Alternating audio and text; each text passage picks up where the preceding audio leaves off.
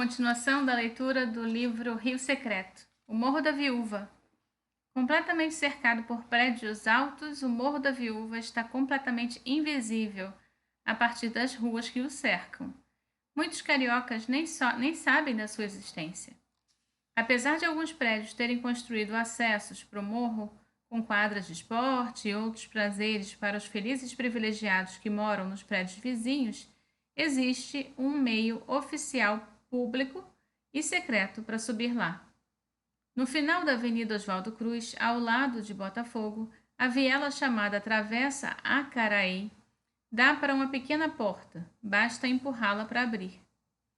Não é preciso ter medo de ir lá. Um comandante da polícia mora na esquina e o lugar é conhecido como sendo bastante seguro. A impressão de chegar a um dos recantos realmente secretos da cidade é particularmente agradável para aqueles que não têm medo da exploração urbana e que têm verdadeiro prazer em subir os 195 degraus dessa escada que leva às ruínas de um antigo reservatório. Construído por Antônio Gabriele em 1891 para levar água potável aos bairros de Botafogo, Praia Vermelha e Leme, ele foi fechado em 1970 e parcialmente tombado em 1998. Hoje, abandonado, ele faz parte de um espaço onde vivem modestamente 6 famílias que terão prazer, na sua maioria, em fazê-los descobrir o lugar que proporciona uma vista através das árvores para a praia de Botafogo, para a Pedra da Gávea e Corcovado, de um lado, e do Pão de Açúcar de outro. De onde vem o nome Morro da Viúva?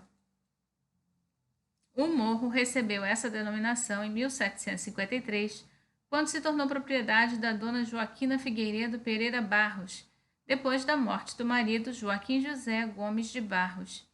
Antes o lugar se chamava Morro do Leri, ou Morro do Lerife, nome do missionário protestante francês Jean de Lery, que, vindo de Villegagnon no século XVI. Jean teria vivido em uma casa na pedra nas vizinhanças. A criação da Avenida Rui Barbosa, que permite contornar o morro pelo mar, data de 1922. Antes do reservatório, fortificações tinham sido construídas no local em 1863, quando as tensões entre Brasil e Inglaterra eram acirradas. Questão Christie, nome do embaixador britânico da época. O interesse estratégico e militar do lugar foi rapidamente questionado e o forte quase não foi utilizado. Ele então fica nessa área arborizada, cercada por prédios hoje em dia. Casa Marajoara, na rua Paissandu 319. O exemplar mais importante da corrente nativista da Art Deco brasileiro. A Casa Marajoara, situada no número 319 da rua Paissandu, é o exemplar mais importante da corrente nativista do Art Deco carioca na arquitetura, com referência direta às influências indígenas no cotidiano brasileiro e o que sobreviveu até os nossos dias.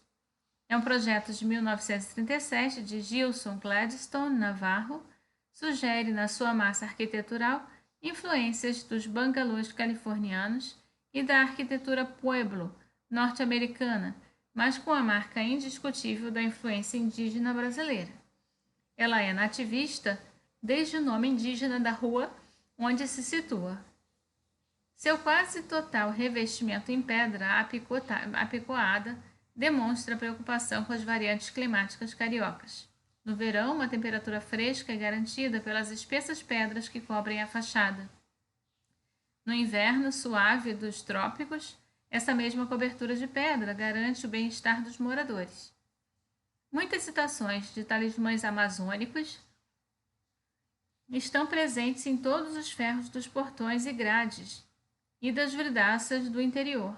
Percebemos a Muiraquitã, discreto em forma de batráquio, tal qual um leitmotiv, a entrada, a estilização de um dragão na pedra, também discreto, espanta o mal. O interior da residência privada possui uma decoração de caráter único da história da vertente nativista do Art Deco brasileiro. Lambris em sucupira, que apresentam motivos da arte marajoara. luminárias em ferro batido que seguem aos mesmos padrões, portas de correr entre os ambientes que mostram figuras de índios em tamanho natural gravadas em ácido sobre vidros. Outras duas casas já desaparecidas, inspiradas nos indígenas, eram a Casa da Avenida Portugal, na Urca, que pertenceu ao ministro da Educação de Getúlio Vargas, Ernesto Simões Filho, e a casa projetada por Edgar Pinheiro Viana, na Avenida Atlântica, conhecida como a Casa de Pedra, ambas demolidas entre os fins dos anos 80. A Rua Paissandu partia do palácio onde a Princesa Isabel e o Conde de viveram no século XIX e chegava até a Praia do Flamengo, com palmeiras imperiais margeando o caminho. O nome Paissandu vem de uma cidade do Uruguai que foi palco em 2 de janeiro de 1865 do episódio histórico chamado A Tomada de Paissandu, do qual participaram tropas e esquadras brasileiras comandadas pelo general Mena Barreto, que tem a sua rua perto da Rua Paissandu, e pelo almirante Tamandaré, herói da Guerra do Paraguai. Os vitrais do Salão Nobre do Fluminense, ali, também, na Rua Álvaro Chaves, 41, em Laranjeiras. Os sócios conhecem as belezas da sede do Fluminense, mas poucas pessoas sabem que qualquer um pode ter acesso à atmosfera aristocrática desse clube centenário. Vizinha do Palácio Guanabara, a sede do clube, em estilo neoclássico, inaugurada em 18 de novembro de 1920, é de autoria do arquiteto Hipólito Pujol.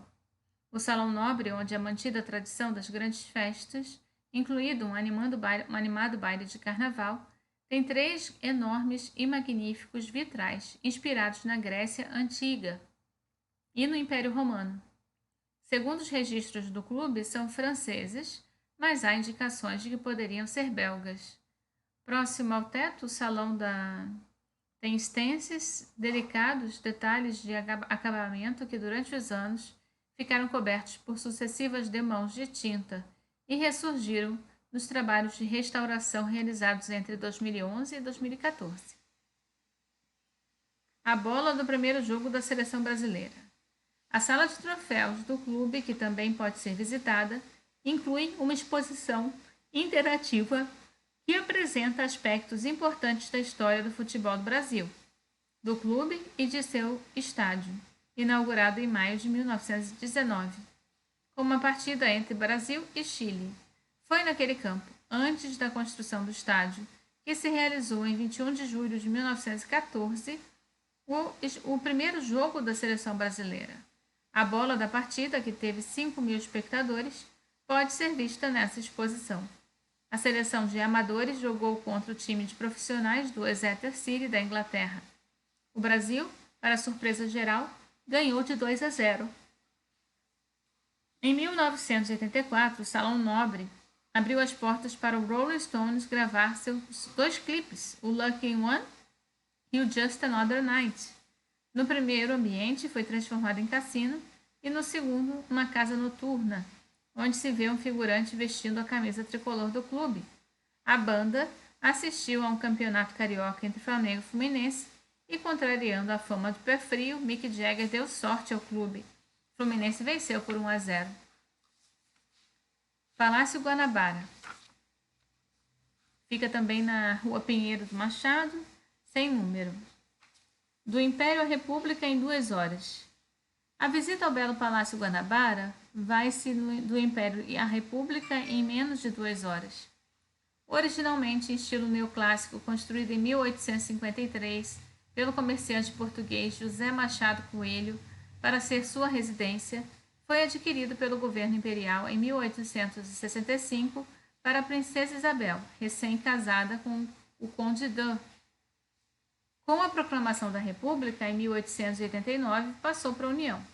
A propriedade do palácio ainda hoje é objeto de disputa entre os descendentes da princesa Isabel e o Estado brasileiro, sendo o motivo, talvez, do processo mais longo da justiça brasileira.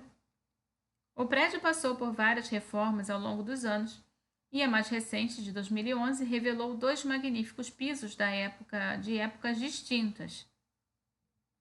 Um deles, todo em pedra, do estilo pé de moleque, fica no térreo, onde teria sido a senzala no tempo da princesa. Preservado, está sob um piso de vidro que permite ao visitante apreciar o trabalho original. O outro, logo na entrada, no térreo e na varanda do primeiro andar, é feito de ladrilhos hidráulicos que formam mosaicos. Esses pisos são provavelmente da Grande Reforma de 1908, quando foram construídas as torres e a fachada atuais, dando ao palácio ares de estilo eclético. No Salão Nobre destaca-se o quadro Morte de Estácio de Sá, do pintor Antônio Parreiras, com personagens importantes da fundação da cidade, como Estácio de Sá, o índio Araribóia, Salvador de Sá e os padres Anchieta e Manuel da Nóbrega. O gabinete do governador, com a mesa de trabalho que pertenceu ao presidente Getúlio Vargas, é decorado com o quadro Abdicação de Dom Pedro I, do pintor Aurélio de Figueiredo. A pintura chama atenção por incluir um menininho sentado em uma poltrona, o futuro imperador Pedro II. Ainda no primeiro andar, o despojado Salão Verde contrasta com os outros espaços, com paredes revestidas em mármore branco, cujos veios formam intrincados desenhos abstratos. Atrás do palácio há um belo e bem preservado jardim, de autoria do paisagista francês Paul Villon, que praticamente vai até a Mata do Corcovado e tem até a entrada um imponente chafariz com a figura de Netuno. Depois de ser residência da princesa Isabel, o palácio teve vários usos e de quartel militar a hospedagem para hóspedes ilustres, a residência oficial de presidente da República, de 1911 a 1949, quando virou sede da Prefeitura do Distrito Federal. Desde a transferência da capital para Brasília, em 1960, passou a ser sede do governo do estado do Rio de Janeiro. O termo pé de moleque utilizado é uma técnica para assentar pedras no chão originária do período colonial. Uma das hipóteses para o nome é que o trabalho seria feito por jovens, moleques, que assentavam as pedras com seus pés. Há também quem diga que o nome teria sua origem na semelhança do calçamento com o doce de amendoim do mesmo nome. Nos jardins, à esquerda do palácio, fica a Capela de Santa Teresinha, construída em 1946, a pedido da Carmela Dutra, conhecida como Dona Santinha, esposa do presidente Eurico Gaspar Dutra.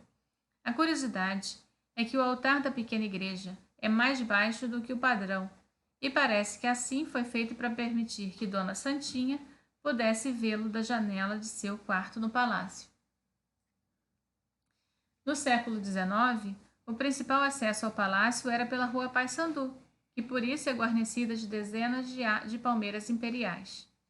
Disse que a princesa Isabel gostava de ir do palácio até a Praia do Flamengo, caminhando sob a leia de palmeiras. Oi.